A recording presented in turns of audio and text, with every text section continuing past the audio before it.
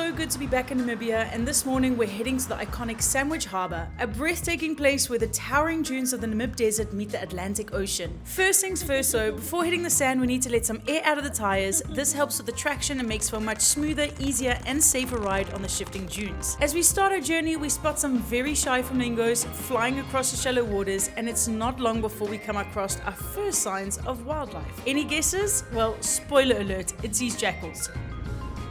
Oh, very classy. We cruise along the coastline into the namib-naukluft Park, one of the largest protected areas in Africa. This is where things start to get really interesting. The sand dunes here are some of the tallest in Namibia, with some reaching over 100 meters high and stretching more than 60 kilometers along the coast. And before we know it, we're driving straight through them.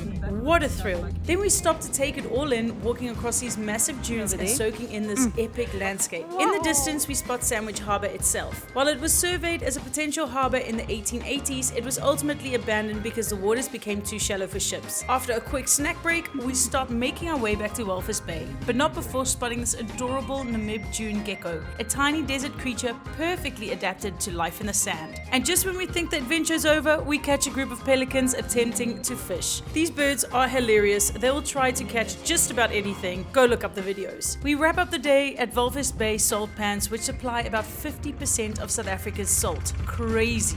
What a day.